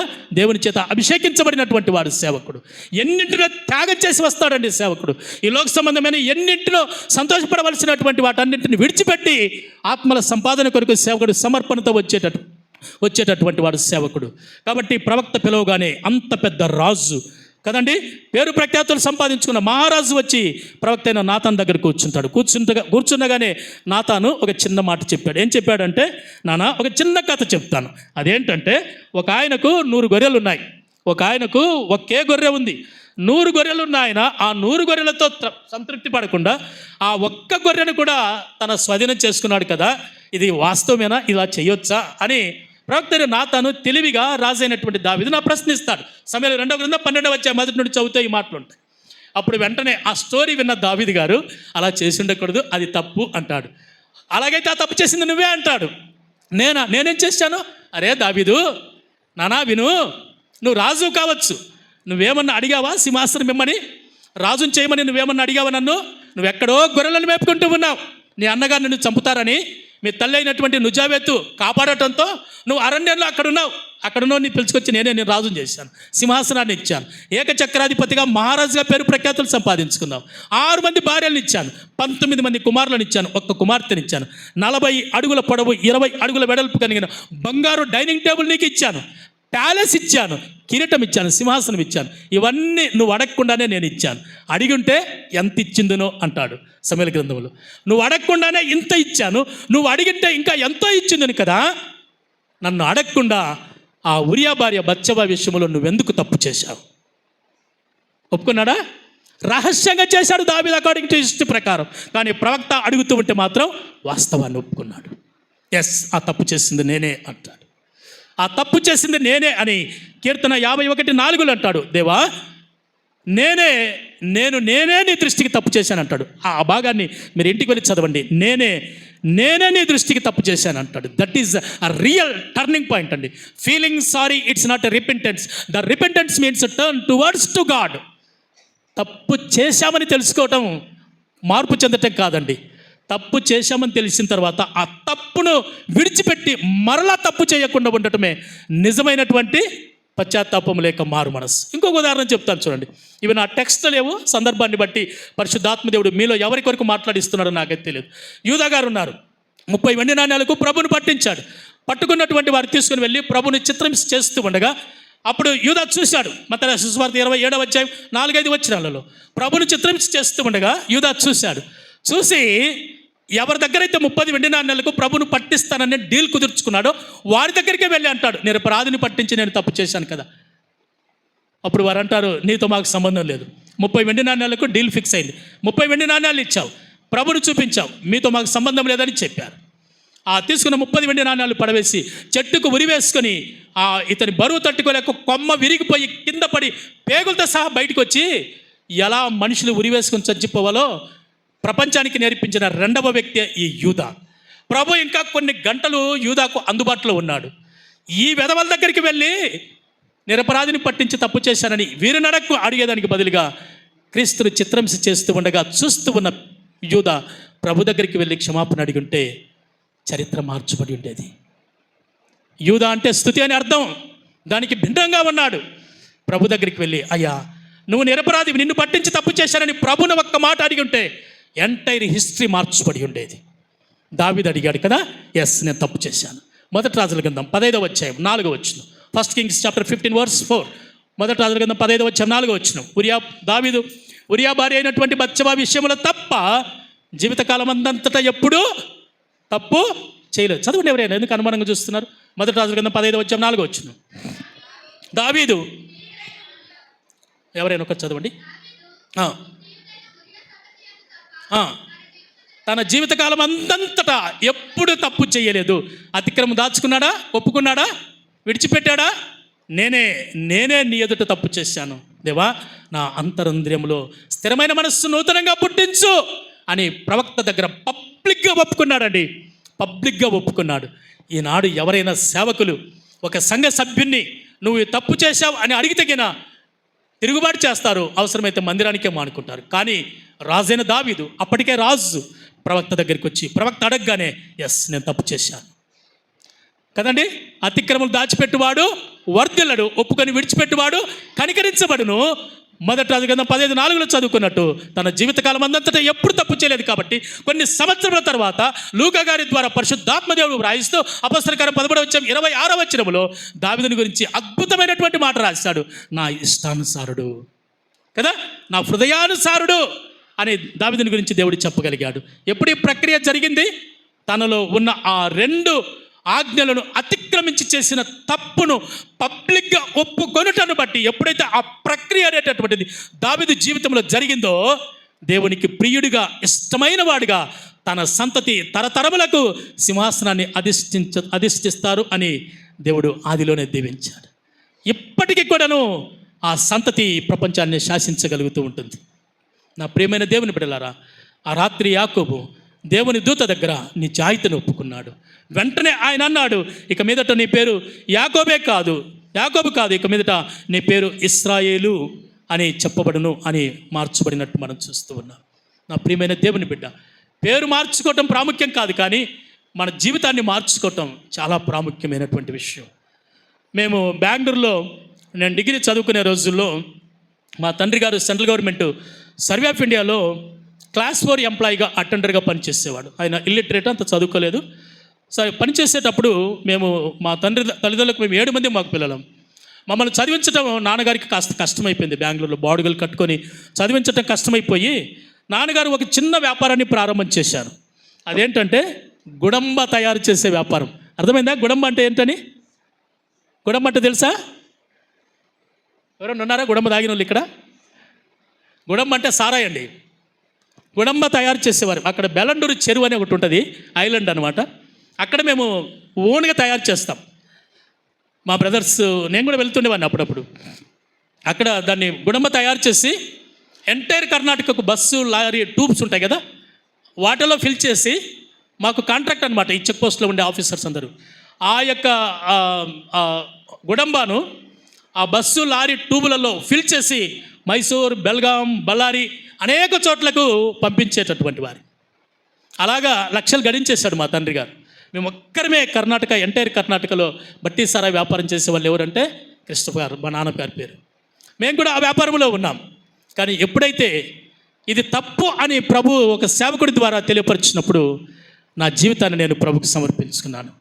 14th August 1988, 14వ తారీఖు ఆగస్టు నెల 1988వ సంవత్సరం నా జీవితాన్ని నేను ప్రభుకు సమర్పించుకున్నాను. 7 సంవత్సరములు ఒక కంపెనీలో పనిచేశాను. ప్రభు పిలవగానే ఉద్యోగానికి రాజీనామా చేసి సేవకు సమర్పణతో వచ్చాను. ఎన్ని సవాళ్ళు ఎదుర్కొంటున్నా, నేటికి కూడాను ఎన్నో సవాళ్ళు ఎదుర్కోవాల్సి వస్తుంది. అయినా కూడాను ఎప్పుడు కూడా ప్రభు విషయంలో, దేవుని విషయంలో, ఆత్మల సంపాదన విషయంలో ఒక్క అడుగు కూడా వెనక్కి వేయలేదండి. ప్రభు నడిపించినంత వరకు ఏ దేశానికి వెళ్ళమంటాడో, ఏ కంట్రీకి వెళ్ళమంటాడో అక్కడంతా వెళ్ళి దేవుడు అద్భుత రీతిగా పరిచర్యలో వాడుకుంటూ వస్తూ ఉన్నాడు. ఎప్పుడు ఈ ప్రక్రియ జరిగిందంటే నిజాయితీని ఒప్పుకున్నప్పుడు, పాపాన్ని ఒప్పుకున్నప్పుడు కదండి, కప్పిపుచ్చుకొనకుండా ఒప్పుకున్నప్పుడు ఈ ప్రక్రియ చేసి ఈనాడు ప్రపంచానికి ఒక సువార్థికుడిగా దేవుడు వాడుకుంటూ ఉన్నాడు. నా ప్రియమైన దేవుని బిడ్డలారా, మనుషులను మనము మెప్పించవచ్చు, మనుషులను మనము మోసపరచవచ్చు, మనుషులకు మనము వాళ్ళని నమ్మించే విధంగా ప్రవర్తించుండొచ్చు. కానీ దేవుని దగ్గరికి వస్తే మాత్రం నిజాయితీని ఒప్పుకోవాలి. దావీదు ఒప్పుకున్నాడు, యాకోబు ఒప్పుకున్నాడు. ఒప్పుకొనుటను బట్టి వారు ఎంతగా దీవించబడ్డారో నేను వింటూ ఉన్నా. పేతురు ఒప్పుకున్నాడు, సమస్తమును విడిచిపెట్టాడు, మనుషులను పట్టు జాలరులనుగా దేవుడు మార్చేశాడు. నా ప్రియమైన దేవుని బిడ్డలారా, ఇంతవరకు మన జీవితంలో ఎలా మనం బ్రతికాం, ఎలా జీవించాం అన్నటువంటిది నేను ఆలోచించవలసిన వారమై ఉన్నాం. ఈ విధంగా ఆ ఎన్కౌంటర్ జరిగిన తర్వాత అన్నను కలుసుకోవాలి. పేరు మార్చబడింది. అన్న ఏశావు 400 మంది మంచి వారియర్స్ ఉన్నారు. ఏశావు కూడాను బాషెమతు అనేట ఆమెను పెళ్లి చేసుకున్నాడు. వారు కూడా మంచి ఫైనాన్షియల్గా మంచి బ్యాక్గ్రౌండ్ ఉన్నటువంటి వారు. ఏశావును కూడా దేవుడు బహుగా దీవించాడు. ఇప్పుడు యాకోబు మరలా కుటుంబంతో ఏకీభవించాడు, కుటుంబంతో కలిశాడు. 32వ అధ్యాయం 34వ అధ్యాయంలో ఇప్పుడు అన్నను ఎదుర్కొనేదానికి వస్తూ ఉన్నాడు. 32వ అధ్యాయం 4వ వచనంలో పరివారంతో వస్తూ ఉన్నాడు. ఏశావు 400 మందితో వస్తున్నాడని యాకోబుకి తెలిసింది. ఇప్పుడు ఏమంటున్నాడో, మార్పు చెందిన యాకోబులో నుండి వస్తున్నటువంటి మాటల మార్పుని గమనించండి. ఒక్కసారి క్రీస్తులోనికి సమర్పించుకున్న తర్వాత మన మాట, మన చూపు, మన తలంపు, మన ప్రవర్తన సమస్తము సంపూర్తిగా మారాలి. ఎక్కడ ఏ కొంచెము లోపమున్నా దేవుని దృష్టిలో వంచకులమే. ఈ యాకోబు చూడండి ఎలా జరిగిందో. నెక్స్ట్ 32వ అధ్యాయం 4వ వచనం, మీరు నా ప్రభువైన ఏశావుతో, అన్నను ప్రభు అని సంబోధిస్తూ ఉన్నాడు. పనివారికి దూతలకు చెప్తున్నాడు, మీరు వెళ్ళి నా ప్రభువైన ఏశావుతో ఇలా చెప్పండి అంటున్నాడు. అన్నను ప్రభు అని సంబోధిస్తూ ఉన్నాడు.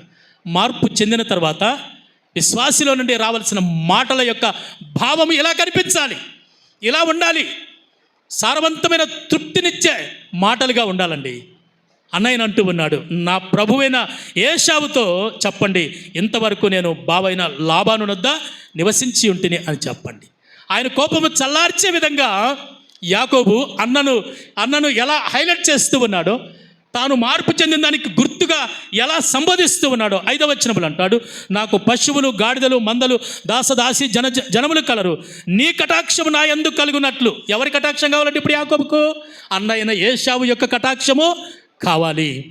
యాకోబు కూడా మారిపోయాడు. ఇప్పుడు అన్నయ్యన ఏశావుతో యాకోబుకి ఏం పని? మారినందుకు చూపించుకోవాలి కదండి. లోకాన్ని విడిచిపెట్టి, పాపాన్ని విడిచిపెట్టి, మోసాన్ని విడిచిపెట్టి మారినాడు, మార్పు చెందాడు. 20 సంవత్సరముల మునుపు మోసం చేసిన నీ తమ్ముడు లాంటి స్వభావం నాలో లేదన్నా, అందుకే నువ్వు నాకు ప్రభువు, పాలించేవాడు అని అర్థం. నా ప్రభుతో చెప్పండి, నేను లాబాను వద్ద నివసించితిని, దాసదాసీలు జనములు నాకున్నాయి, నీ కటాక్షము నా యందు కలుగునట్లు నా ప్రభువునకి ఇది కానుకలు పంపిస్తున్నాడండి. కానుకలు పంపిస్తూ ఉన్నాడు. ఏశావుకి అవసరం లేదు అసలు. ఏశావు కూడా మిలియనర్ అయిపోయాడు అప్పటికి. ఏశావునికి అవసరం లేదు యాకోబు యొక్క కానుకలు. కానీ తమ్ముడైన యాకోబు మాత్రం మార్పు చెందినందుకు గుర్తుగా అన్నకు కానుకలు పంపిస్తూ, నీ కటాక్షము నాకు అవసరం. ఈ కటాక్షము 20 సంవత్సరముల మునుపు ఒకవేళ ఒక్క పూట కూటి కొరకు జ్యేష్ఠత్వపు హక్కును అడగకుండా అన్నకు ఉచితంగా ఆ రోజు అన్నం పెట్టి ఉంటే అసలు చరిత్ర ఎలా ఉండునో ఆలోచించండి కదా. ఒక్క పూట కూటి కొరకు సొంత సోదరుడి. మేము అట్లా చాలా సందర్భాలలో ఆహారం లేక 3 రోజులు 2 రోజులు ఉన్న దినాలు కూడా ఉన్నాయి, కానీ చనిపోలేదు మేము. కానీ ఏశావు ఒక్క పూట కూటి కొరకు తట్టుకోలేకపోయాడండి. తమ్ముడి దగ్గరికి వెళ్ళి అడిగాడు. తమ్ముడైనా స్పందించి, అన్నయ్య ఏంటి ఒక్క పూట కూటి కోసం, తినన్నా నీకు ఎంత కావాలో అని ఉండాల్సింది, నీ జ్యేష్ఠత్వపు హక్కు నాకు ఇవ్వు అన్నాడు. ఈ యొక్క కటాక్షము, నీ కటాక్షము నాకు అవసరం, నువ్వు నా ప్రభువువు, నేను నీ సేవకుడను అన్న పదాలు యాకోబులో అప్పుడు కనిపించి ఉంటే, అప్పుడుగిన ఉండి ఉంటే ఎలా ఉండునో ఆలోచించండి కదండి. ఆయన అంటాడు 13వ వచనంలో అంటాడు, 13వ వచనంలో, నా 5వ వచనం, నా ప్రభువునకి ఇది చేయుదునని తెలియచేయునని మనుషులను పంపిస్తాడు. 4వ వచనం మధ్య భాగంలో, నీ సేవకుడైన యాకోబు అంటాడు. తమ్ముడు కాదండి, అన్నయ్య నేను నీ తమ్ముడిని, ఆ అధికారం పోగొట్టుకున్నాడు కాబట్టి నేను నీ సేవకుణ్ణి, నీ కటాక్షము నాకు అవసరం, నువ్వు నాకు ప్రభువు. దేవుడు, నేను లాబాని ఇంటి దగ్గర మా బావ ఇంట్లో ఉన్నాను, అక్కడ నన్ను దేవుడు బహుగా దీవించాడు. నా ప్రభు ఇదిగో నా కానుకను స్వీకరించు అని దూతలను పంపిస్తాడు. 13వ వచనం, అతడు అక్కడ ఆ రాత్రి గడిపి తాను సంపాదించిన దానిలో తన అన్న అయిన ఏశావు కొరకు కానుక పంపిస్తాడండి. కానుక పంపిస్తాడు. మారాడా యాకోబు? మారిన దానికి చూడండి, అతనిలో వస్తున్న మాటల యొక్క సారాంశం, మాటలో ఉన్న ఆ రుచిని గమనించండి. 32వ అధ్యాయం మీరు ఇంటికి వెళ్ళి చదవండి. యాకోబు అన్నయ్యన ఏశావును ఎలా సంబోధిస్తాడో మనకు అర్థమైపోతుంది. నా అన్నయ్యన ఏశావు కొరకు కానుకను పంపిస్తున్నాడు. 18వ వచనం, నీవు నీ సేవకుడైన యాకోబువి, ఇవి నీ సేవకుడైన నావన్నా. నేను అక్కడికి వెళ్తే అక్కడ బాబు మోసం చేశాడన్నా, 10 పర్యాయాలు మోసం చేశాడు. నేను ఈ విషయం నా భార్య రాయలతో చెప్పాను, ఆమె కూడా అడగలేకపోయింది, చిన్నది కదా. మోసగించబడ్డానన్నా, బావ మోసం చేశాడు 10 పర్యాయములు, నిన్ను ఒక్కసారి మోసం చేశాను, 10 పర్యాయములు మోసగించబడ్డాను. అయినా దేవుడు నన్ను దీవించాడన్నా. ఇదిగో నా సంపాదనలో దేవుడు నన్ను దీవించాడు. ఆ రాత్రి నా లోపాన్ని, నా పాపాన్ని, నా ప్రతి పాత జీవితాన్ని ఒప్పుకొనగా దేవుడు నన్ను దీవించిన దాంట్లో నుండి ఇదిగో నా నీకు కానుకను పంపిస్తున్నాను అని ఏశావు కొరకు కానుక పంపిస్తాడు. 21వ వచనం, అతడు కానుకను తనకు ముందుగా పంపించి తన గుంపులో ఆ రాత్రి నిలిచిపోయి కదండి. ఈ కానుకంతా ముందుగా పంపించేశాడు. ఏశావు స్వీకరించలేదండి. తర్వాత రిక్వెస్ట్ చేస్తాడు. 33వ అధ్యాయం 3వ వచనం, తాను వారి ముందర వెళ్ళొచ్చు తన సహోదరుని సమీపించు వరకు 7 పర్యాయములు నేలను సాగిలపడ్డాడండి. What a turning point, what a statement అండి. అన్నను చేరుకోగలిగిన దగ్గరికి వస్తూ ఉన్నాడు, సాష్టాంగపడుతూ ఉన్నాడు. శరీరం అంతా కదండి భూమికి తగిలే విధంగా సాష్టాంగపడి 7 పర్యాయములు సాష్టాంగపడగా ఏశావు చూశాడు. నిజంగా నా తమ్ముడు మారాడు అని ఏశావునకు తెలిసిపోయింది. చూడండి 4వ వచనం. అప్పుడు ఏశావు అతనిని ఎదుర్కొని పరిగెత్తి అతనిని కౌగిలించుకొని అతని మెడ మీద పడి ముద్దు పెట్టుకొని వారిరువురు కన్నీరు విడిచిరి. నా ప్రియమైన దేవుని బిడ్డలారా, నిజంగా మనము మార్పు చెందిన అనుభవంతో జీవించగలిగితే ఈ ఉదయకాలం నా ప్రభు మనలను హక్కున చేర్చుకుంటాడు. నా కుమారుడా, నా కుమార్తె అని మనలను ఎత్తుకొని ముద్దాడి సంకపెట్టుకొని మన మార్పుని గమనించి నా ప్రభు ఆనందముతో పరవశిస్తాడు. ఎప్పుడైతే తమ్ముడు మారాడో పరిగెత్తుకొని వెళ్ళాడు, అతన్ని కౌగిలించుకున్నాడు, ఒకరినొకరు ముద్దు పెట్టుకొని ఎంత ఆప్యాయతగా వారు ఆనందాన్ని పంచుకున్నారో ఆలోచించి 5వ వచనంలో ఏశావు కనులెత్తి ఆ స్త్రీలను పిల్లలను చూచి వీరు నీకేం కావాలి అని అడిగినందుకు, అరే యాకోబు ఇంత గట్టికుడివేరా నువ్వు, ఏంట్రా ఈ సమూహం ఎవరి వీళ్ళంతా? నేను మీ వదిన భాషమతిని పెళ్లి చేసుకుంటే మాకిద్దరేరా పిల్లలు, 4 కుమారులు, వీళ్ళు ఎవర్రా ఇంతమంది 70 మంది ఉన్నారేంట్రా యాకోబు ఎవరు వీరు? యాకోబు ఇచ్చిన సమాధానం చూడండి, ఏమంటాడో చూడండి. మాకు మంచి మాట చెప్తాడు. ఎంత మంచి మాట చెప్పాడండి. అన్నయ్య వీరంతా నా పిల్లలు అన్నాడా? నీ సేవకుడనైన నాకు దేవుడు దయచేసిన పిల్లలు, గర్భఫలము దేవుడిచ్చు బహుమానం. ఎక్కడ కానీ చూడండి, యాకోబులో మార్పు చెందిన తర్వాత ఆయన ఉచ్చరించే ప్రతి మాట కూడాను దైవికమైనటువంటి పలుకులుగా కనిపిస్తుంది. నీ సేవకుడనైన నాకు నా దేవుడిచ్చిన సంతతిన్న 70 మంది. అని తమ్ముడా గొప్పడివిరా నువ్వు. అన్నగా నేను 4 పిల్లలకే జన్మనిచ్చాను, 70 మందికి పిల్లనిచ్చాను, 4 చేసుకున్నావురా, గ్రేట్ రా. ఇక ఎన్ని అని ఉంటాడో ఏశావు. తమాష కదా, 2 కౌగిలించుకున్నారు. జరిగిన సంభాషణ చూడండి. తర్వాత ఏశావు 9వ వచనం. అప్పుడు ఏశావు, సహోదరుడా నాకు కావలసినంత ఉన్నది, నీది నీవే ఉంచుకో. ఏశావు అంటాడు, తమ్ముడా, ఇప్పుడు సహోదరుడు అంటున్నాడు, సహోదరుడా తమ్ముడా నాకొద్దు నాన్న, దేవుడు నన్ను కూడా దీవించాడు రా. మీ వదిన పేరు భాష్యమతు, ఆమె చేసుకున్నారు, ఆమె కోటీశ్వరాలు, నాకెందుకు కావాలి, నీది నువ్వే ఉంచుకో అని ఏశావు యాకోబుకు చెప్తాడు. 11వ వచనం. నేను నీ యొద్ద తెచ్చిన కానుకను చిత్తగించి పుచ్చుకొనుము, దేవుడు నన్ను కనికరించును మరియు నాకు కావలసినంత ఉన్నదని చెప్పి అతన్ని బలవంతము చేశాను కనుక అతడు పుచ్చుకున్నాడు. అన్నయ్య, ఈ కానుక నువ్వు స్వీకరిస్తేనే నాకు తృప్తి, ఈ కానుక స్వీకరిస్తేనే నువ్వు నన్ను క్షమించినట్టు. నీ సేవకుడనైన నన్ను దేవుడు బహుగా దీవించాడన్నా, కాబట్టి నువ్వు తప్పకుండా తీసుకోవాలి అని యాకోబు అన్న అయినటువంటి ఏశావును బలవంతము చేస్తే అప్పుడు దానిని ఏశావు స్వీకరించాడు. 14వ వచనం. నా ప్రభు దయచేసి తన దాసునికి ముందుగా వెళ్ళాలి. ఇప్పుడు వారు షేయరుకు వెళ్తున్నారండి. యాకోబు మనసు మార్చుకున్నాడు, రూట్ మార్చుకున్నాడు, షేయరుకు వెళ్ళాలి. అన్నయ్య, నా ప్రభు నీ సేవకుడు నేను ఎంతున్నా నేను నీ వెనకటి వాన్నే, ఈ ప్రపంచాన్ని శాసించగలిగిన ఇశ్రాయేలు అను పేరు నాకున్నా నాకంటే పెద్దోడు నువ్వు ముందున్నా. అలా చెప్తాడు చూడు.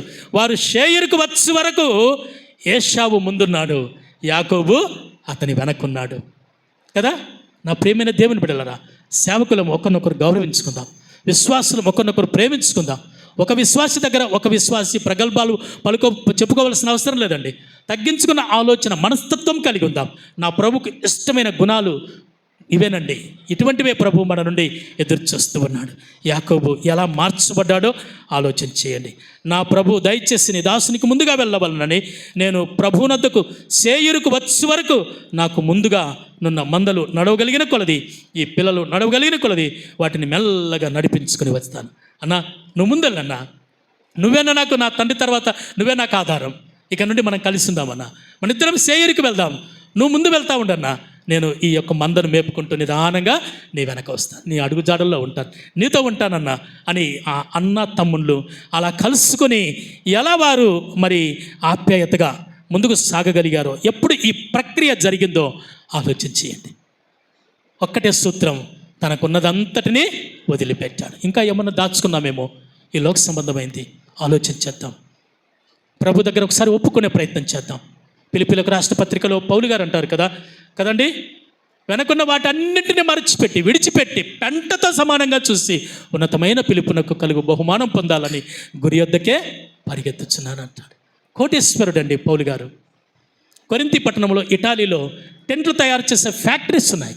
తనకు తన యొక్క బంధువులు చాలా కోటీశ్వరులు. అటువంటి దాన్ని అంతటినీ విడిచిపెట్టాడు కదండి, పెంటతో సమానంగా చూస్తాడు. ఏమంటాడంటే ఫిలిప్పీ 3:11 నా శ్రమలలో పాలివాడనగునట్టుగా ఎట్టిదో ఎరుగు నిమిత్తము సమస్తమును నష్టపరుచుకొని నేను బ్రతుకుతే క్రీస్తే, చావైతే లాభము, వెడలిపోయే నా ప్రభుతో నేను ఉంటాను. What a statement! ఎలా మారాడో చూడండి. క్రైస్తవులను దయాదాక్షిణ్యం లేకుండా, స్త్రీలు గర్భిణీ స్త్రీలను భేదము లేకుండా వారి వెంట్రుకలను పట్టుకొని ఇళ్లలో నుండి బయటికి లాక్కొని వచ్చి గర్భిణీ స్త్రీల కడుపుల మీద తన్ని చిత్రహింస చేసినటువంటి వాడు. దమస్కు ప్రభుత్వం క్రైస్తవులను హింసించడానికి కొన్ని వేల సంవత్సరములకు పూర్వమే పార్లమెంటులో రెజ్యులేషన్ చట్టాన్ని పాస్ చేసి వినతి పత్రాన్ని పౌలు గారికి అందించింది. అంత అధికారం సంపాదించుకున్నాడు. గమనియేలు పాదముల యొద్ద విద్యను అభ్యసించాడు. సవాల్ చేస్తున్నాడు స్టేట్ గవర్నమెంట్కు. అంత పవర్ఫుల్ క్యాండిడేట్. ఎప్పుడైతే క్రీస్తు నిమిత్తమై దమస్కు మార్గంలో పట్టబడ్డాడో వాటన్నిటిని సమస్తమును నష్టపరుచుకొని పెంటతో సమానంగా పెంచుకున్నాను అంటాడు. 12వ వచనం, ఇదివరకే నేను గెలిచి తినే అనుకోనట్లేదు, ఇదివరకే సంపూర్ణ స్థితి పొందితే నేను అనుకోవట్లేదు. నేను దేని నిమిత్తమైతే క్రీస్తు యేసు చేత పట్టబడుతునో దాన్ని పట్టుకునే వాళ్ళని పరిగెత్తుచున్నాను. దేని నిమిత్తమైతే, దేని కొరకైతే దమస్కు మార్గంలో క్రీస్తు యేసు చేత నేను పట్టుబడ్డానో దానిని సంపాదించుకున్నట్టు కొరకై పరిగెత్తుచున్నాను అంటాడు. ఇక నాకు ఏమి వద్దు, నేను బ్రతికితే క్రీస్తే, చావైతే లాభం. కింద అంటాడు, నేను వెడలిపోయి నా ప్రభుతో ఉంటాను. దట్ ఈస్ దిస్ డిసిషన్ కదండి. నేను నా పరుగు కడముట్టించి తిని విశ్వాసమును కాపాడుకుంటుని నా కొరకు నీతి కిరీటము ఉంచబడింది. మనలో ఈ మాట ఎంతమందిని చెప్పగలుగుతాం? ఇంత సమస్తమును విడిచిన అనుభవం ఉందా? వాటన్నింటినీ పెంటతో సమానంగా చూశాడు. ఒకే ఒక షర్ట్ తన దగ్గర ఉండేది. అది కర్పు దగ్గర వాక్యం చెప్పేదానికి వెళ్ళినప్పుడు దాన్నే ఉతికి ఆరేశాడు. అక్కడ నుండి యెరూషలేమునికి వెళ్ళేటప్పుడు ఆ చొక్కా అక్కడే మర్చిపోయాడు. 2వ తిమోతికి రాసిన పత్రిక 4వ అధ్యాయం 9-10 వచనాలలో తిమోతికి రాస్తూ, నా కుమారుడైన తిమోతి, త్వరగా నా యుద్ధకు వచ్చేదానికి ప్రయత్నం చేయి. వస్తూ నేను కర్పునొద్ద అక్కడ చర్మపు కాగితాలను, పద్దు పుస్తకాలను, చొక్కాను వదిలిపెట్టి వచ్చాను, దాన్ని తీసుకొని రా, ఇక్కడ నేను చొక్కా లేక చలితో చచ్చిపోతున్నాను అంటాడు. అలా తన జీవితాన్ని సంపూర్తిగా ప్రభుకు సమర్పించుకొని ఉన్నతమైన పిలుపునకు కలుగు బహుమానం పొందాలని నేను గురి యొద్దకే పరిగెత్తుచున్నాను అంటాడు. 14వ వచనం, క్రీస్తు యేసునందు దేవుని ఉన్నతమైన పిలుపునకు కలుగు బహుమానం పొందాలని గురి యొద్దకే పరిగెత్తుచున్నాను. This is my desire. ఇది నా కోరిక. ఇందుకొరకే దమస్కు మార్గంలో క్రీస్తు నన్ను పట్టుకున్నాడు. ఇక ఆయనలో ఈ లోక సంబంధం ఏది కనిపించకూడదు. 2వ కొరింథీ పత్రికలు అంటాడు, ఎన్ని ఇబ్బందులు ఎదుర్కొన్నాడు, ఎన్ని సవాళ్ళు ఎదుర్కొన్నాడు. రాత్రి దొంగల వలన, తుఫాను వలన, ఆహారం లేక ఒక్కొక్కటి రాసుకుంటూ కామ పెట్టుకుంటూ వచ్చిన తర్వాత చివరిలో అంటాడు, ఇవి కాక ఇంకా అనేకములు ఉన్నాయంట.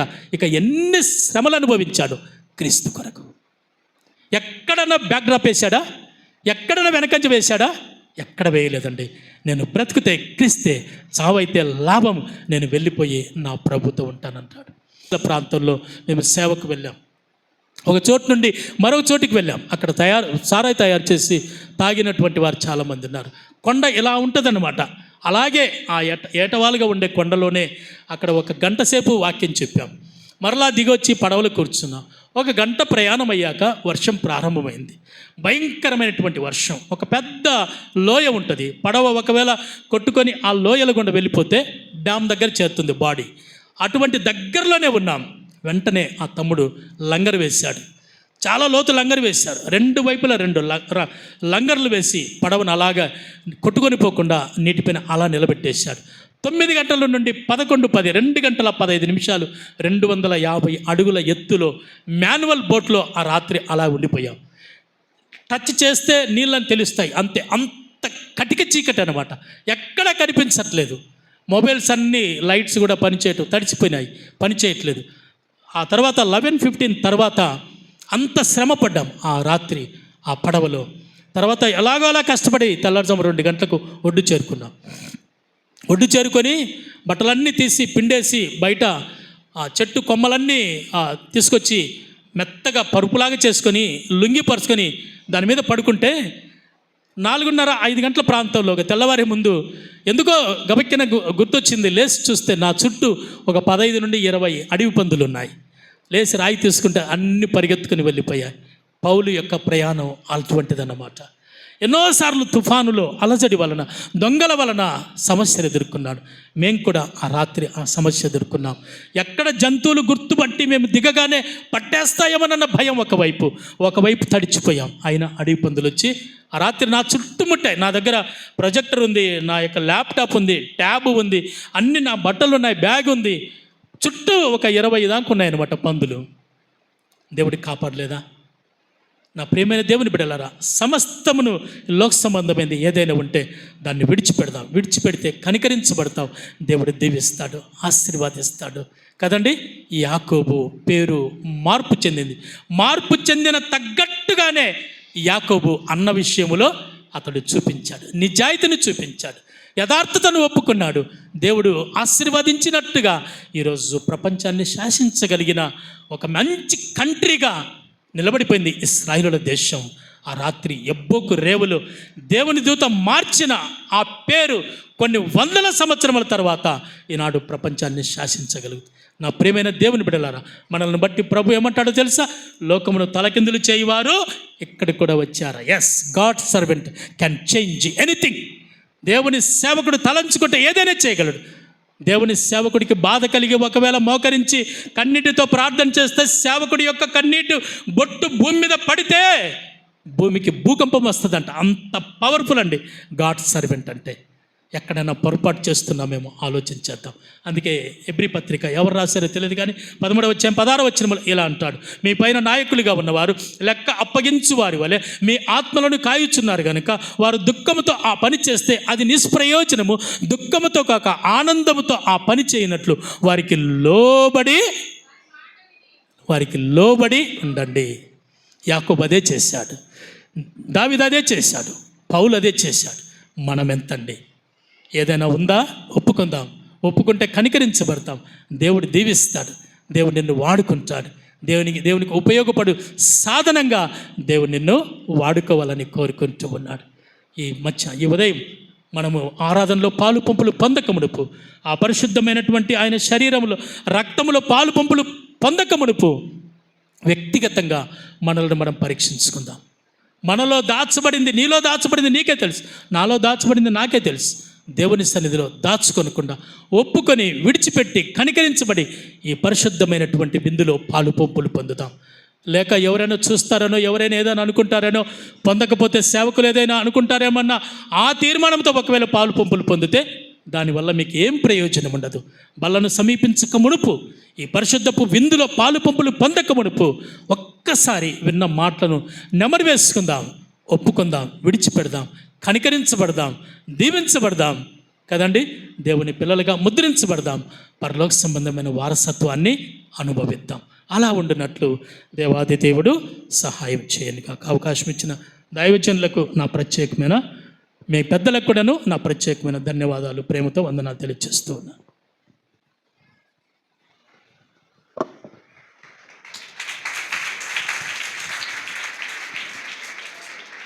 ప్రార్థన చేసుకుందాం.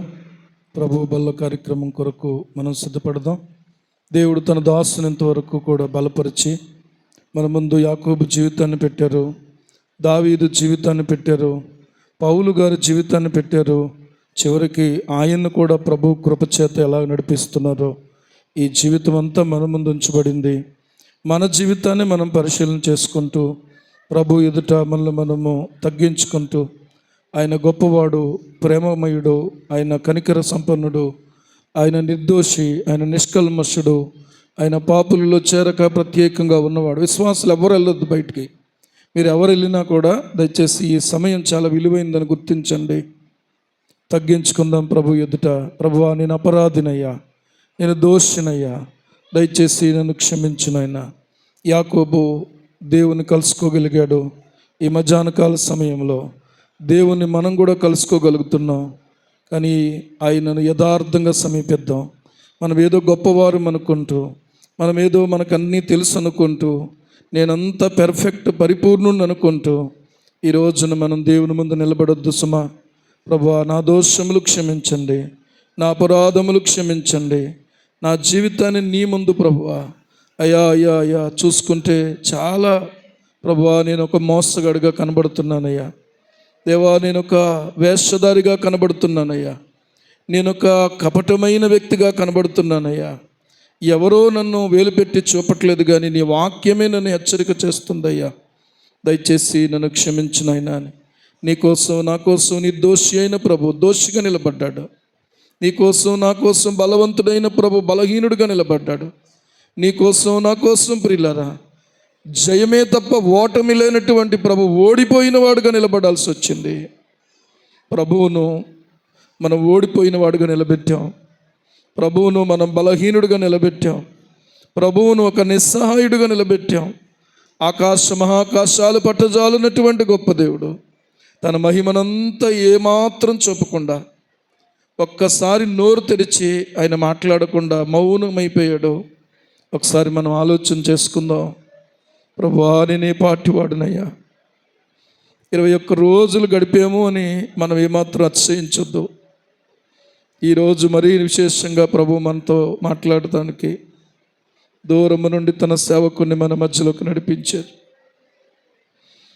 దేవుడు వారిని బలపరిచిన విధానం, దేవుడు వారికి ఇచ్చిన మాటలు, దేవుడు వారికి ఇచ్చినటువంటి ఆ సేవా అనుభవం, తను తగ్గించుకుంటూ ఈ రోజుకి కూడా వెళ్ళేటప్పుడు ఒక మాట చెప్తారట, మేము తిరిగి వస్తామో లేదో తెలీదు, మేము రాకపోయినా మీరు ధైర్యంగా ఉండండి, పని కొనసాగించండి అని చెప్పి. ఈరోజు ప్రియులారా మనం వెళ్తున్నాం, వస్తున్నాం, ఎవరైనా రాకపోతే ఎంత బాధో నిజంగా. చాలా ప్రమాదాల మధ్యలో దేవుని కొరకు నిలబడినటువంటి ఒక వ్యక్తిని దేవుడు మన ముందుకు తీసుకొచ్చాడు. ఖర్చు అయిపోయిన వ్యక్తిని దేవుడు మన ముందుకు తీసుకొచ్చాడు. అయ్యా, దయచేసి ఇంత ఒక సజీవమైన సాక్షిని మా ముందుకు తీసుకొచ్చావు. మేమెంత ఆధ్యాత్మిక స్థితిలో వెనకబడిపోయామో మమ్మను మరలా తిరిగి నూతనపరచడానికి ఈ 4 రోజులుగా నీవెంత నిదాసులలో నుండి ఎవరు నిలబడినా కూడా మాట్లాడుతూనే వచ్చావు నాయనా. ఈ ఉదయకాల సమయం కూడా మీరు మాతో మాట్లాడుతూ మధ్యాహ్నం వరకు కూడా ఎంతో సుదీర్ఘంగా తేటగా మీరు మాతో మాట్లాడారు ప్రభువా. ఇప్పుడు బాప్తిస్మం పొంది మంచి తీర్మానం చేసుకుని సంఘంలోకి చేర్చబడిన బిడ్డలు కూడా ప్రభువా, ఈ మంచి తీర్మానాన్ని కడవరకు నమ్మకంగా కొనసాగించుకోవడానికి సహాయం చేయి ప్రభువా అని ప్రార్థన చేద్దాం. ప్రభు గొప్పవాడు, ఆయన ఎంత ప్రేమమయుడు, గొప్ప ప్రణాళిక ఆయనకు ఉంది మన పట్ల. సహోదరి, నీ పట్ల గొప్ప ప్రణాళిక ఉంది. సహోదరుడా, నీ పట్ల గొప్ప ప్రణాళిక ఉంది దేవునికి. ప్రభు సిలువలోనికి చూస్తూ మనం ప్రార్థన చేసుకుందాం. ప్రభువు యొక్క ప్రేమను తలంచుకుందాం. నన్ను జ్ఞాపకం చేసుకున్నట్టుకై దీన్ని చేయమని ప్రభువు చెప్పారు. ఆయన అప్పగించబడిన రాత్రి ఒక రొట్టెనెత్తుకున్నాడు, కృతజ్ఞతాస్తుతులు చెల్లించాడు. ఇదిగో, ఇది మీ కొరకు విలువబడిన నా శరీరం అని చెప్పాడు. మీ కొరకు ఇవ్వబడిన శరీరం అనలేదు ఆయన, మీ కొరకు విలువబడిన నా శరీరం అన్నాడు. నీ కోసం నా కోసం ప్రభు శరీరం విరిగిపోయింది. ప్రభు శరీరం ముక్కలైపోయింది. ప్రభు శరీరం రక్తసిక్తమైపోయింది. ధవలవర్ణుడు రత్నవర్ణుడుగా మారిపోయాడు. ప్రియులారా, ఇది డ్రామా కాదే, చూసి వెళ్ళిపోవడానికి, విని వెళ్ళిపోవడానికి. ఇది కట్టుకథ కాదు, యథార్థంగా జరిగింది. యెరూషలేము వీధుల్లో ప్రభు మన కొరకు కొరడాలతో కొట్టబడుతూ సిలువ మోయడాక పడిపోతుంటే మళ్ళీ తిరిగి ఆయన సిలువనెత్తుకునే వరకు కొట్టారు. ఇదంతా నా పాపమే, నా దోషమే, నా అపరాధమే. ఒకప్పుడు ఒప్పుకున్నావు, రక్షకునిగా అంగీకరించావు, నీ మాట వింటాను ప్రభు అన్నావు. కానీ సంవత్సరాల వెంబడి ఆయన వెంబడిస్తున్న వారుగా ఉన్నా, ఇంకా ఆయన గాయాలు రేపేవారిగా మిగిలిపోతున్న వారుగా ఉన్నాం. దయతో క్షమించండి ప్రభు అని అడగడానికి కూడా కొంతమంది నోరు తెరవడానికి ఇష్టపడట్లేదు. క్షమించు ప్రభు అనడానికి సానుభూతి కాదు. ప్రభు, అయ్యయ్యో అలాగైపోయింది, ఇలాగైపోయింది, అయ్యో ఆయన తల ఏంటి అలాగైపోయింది, ఆయన చేతులు ఏంటలా మేకులతో కొట్టేశారు, ఆయన పాదాలు ఏంటలా శిలతో బిగించాను. సానుభూతి ఏడుపు కాదు. నా పాప తలంపుల కోసమే ప్రభువా నీ తల మీద ముళ్ళ కిరీటం కొట్టబడింది ప్రభువా. దేవా, నా పాప నడతల కోసం నీ కాళ్ళలో శీల బిగించబడింది నాయన. ఒక ముళ్ళు గుచ్చుకుంటే, ఒక చిన్న మేకు గుచ్చుకుంటే ఎంత వెలవెల్లాడిపోతాం కదా. ఎప్పటికీ కూడా ప్రభు ప్రేమ ఎంత ఆశ్చర్యకరమైందో. ఎలా భరించాడు ఆయన? దేవుడు కాబట్టి భరించాడు అనుకోవడానికి లేదు. ఆ సమయంలో ఆయన మానవుడుగానే భరించాడు. మానవుడుగానే ఆయన దుఃఖపడ్డాడు. మానవుడుగానే ఆయన నలిగిపోయాడు. ఈరోజు మన వంటి స్వభావము కలిగిన వాడుగా, మన వంటి బాధ అనుభవించే స్థితి ఆయనకు ఆ రోజు ఆలోచన చేసుకుంటే ఎంత కష్టమో, ఎంత కష్టం.